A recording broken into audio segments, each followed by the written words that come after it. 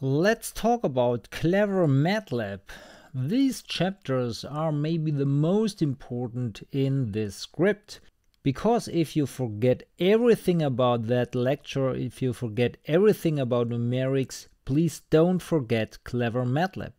Here I show you the problems which you encounter when using software. Here in this chapter we don't talk about the implementation of our algorithms.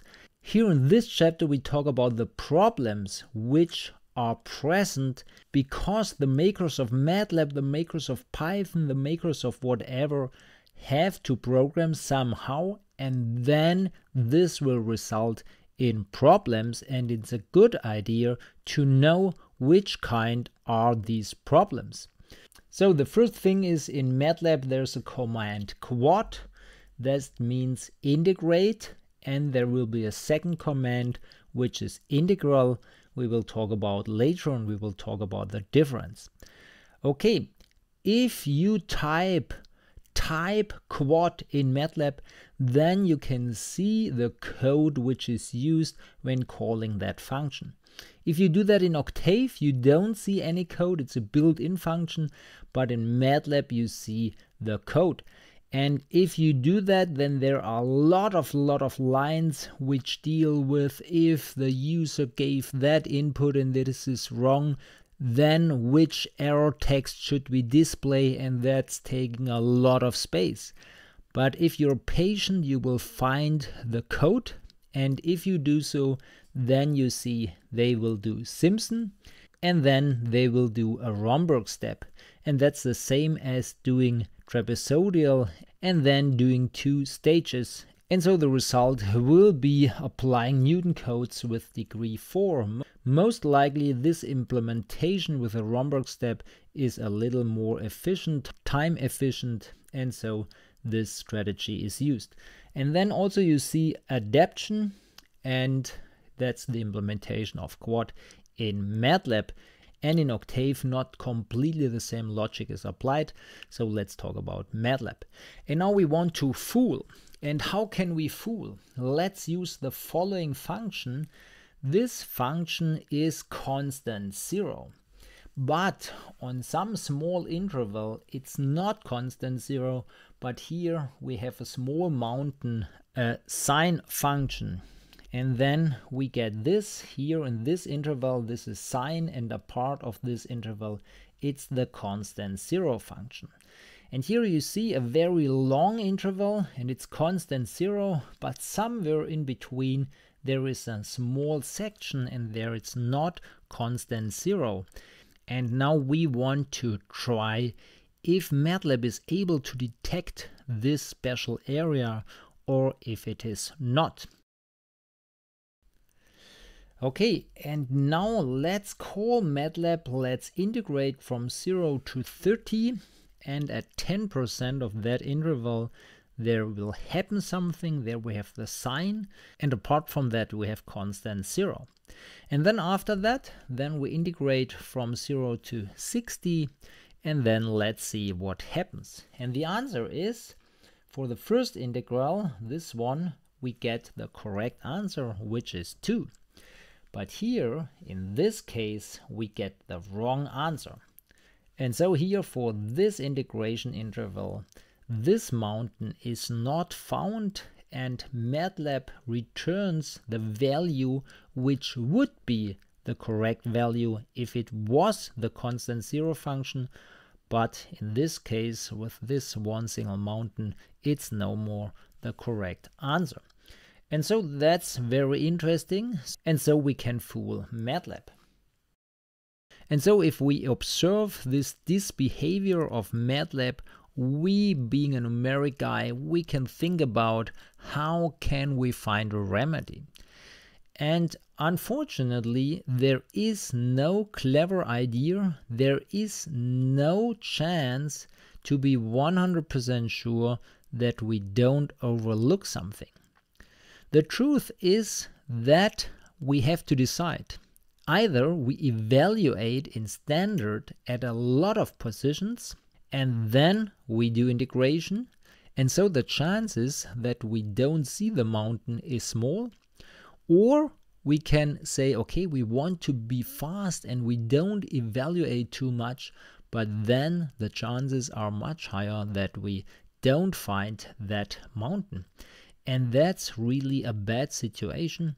And there is no chance that Matlab getting a black box function, the function can be evaluated, but Matlab does not know anything about the function. And being in that situation, the user gives me a function and I can only evaluate, but I have no information, no special information about the function, then we are in the situation that it's impossible to code so that never a mountain is missed. And if you don't believe, then I tell you, okay, we can use the quad monitor Matlab function below, and then we call Matlab. What is that quad monitor Matlab function? It returns always the constant 0 function, but we will get the information at which positions did Matlab call our integration function.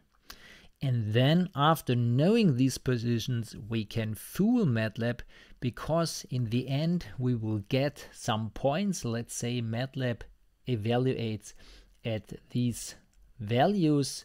Maybe the positions are not uniformly distributed, and maybe here we have some more, doesn't matter. And then we can build a function which is constant 0, but here in that interval there will be a small mountain. And if we give Matlab this function, Matlab will again evaluate at the same positions, because it gets always the information value is 0 as it was without the mountain. Then there is no reason why it should behave in a different way. So Matlab will evaluate also at these positions, and this mountain is not found. And doing so, we can find a function where Matlab is fooled. Okay, there would be a remedy. This here would be a remedy if the user knows where is the problematic section. Where is a section where we have a lot more oscillation than outside that section? If we know that, in this case we know the interval 6 pi to 7 pi, then call quad only for that interval, and then call quad for the other two intervals, and then add these values, and so we get perfect answers. But if you are the user and if you know it might be the case that we have mountains, and outside of the regions of the mountains we have a very uniformly behavior, more or less close to constant, if you know that but you don't know the positions, then there is no remedy. But at least if you know the positions, you can split the integration interval. Okay, let's demonstrate. Here I have the quad monitor Matlab function, and here I'm using a global variable x, and then I collect these x values in one array, and in the end it's more convenient to see the positions. So what do we have to do? Global x, and here also x, and let's initialize, and then call quad for our function. Let's integrate from 0 to 1, and let's run that code.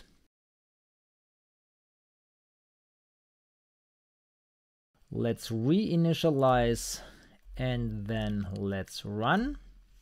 And now we see, okay, we evaluate at this position. It's not the 0 position. That's a little surprise to me. And then we evaluate at these positions, and in total we have 21 position, and we don't have a position which is evaluated twice. This was a case in our implementations, for example in Romberg. This was for keeping the code simple, but a good implementation will do as we see here, never evaluate twice a position.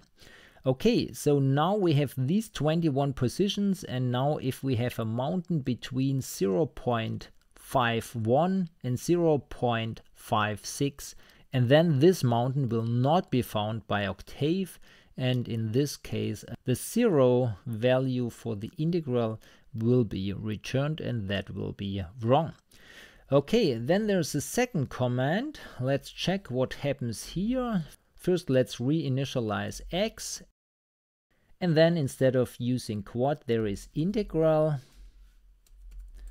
command, and here we see the following. This integral command will evaluate twice at position 0 and twice at position 1.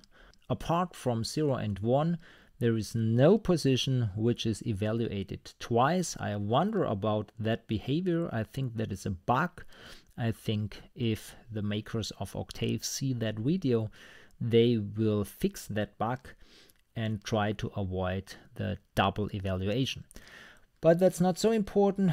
We have 35 evaluations, or let's exclude the double ones.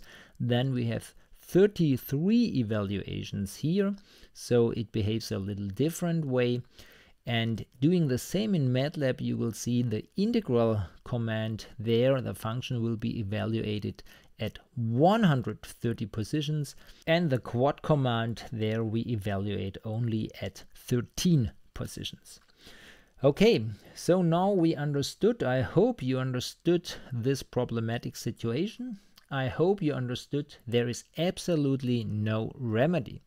You have no chance. It's very obvious what is the problem, but there is no remedy. The only remedy is analyze the structure of the function which is to be integrated, and doing that analysis, then maybe you can find out which regions are the ones where a lot of happens and which regions are the ones where it does not so much happen, and so you can split the interval.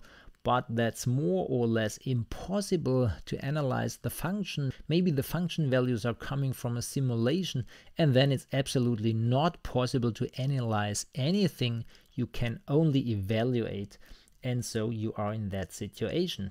And I think if you forget everything about numerics here, you will do so. I think in 10 years you will not remember so much.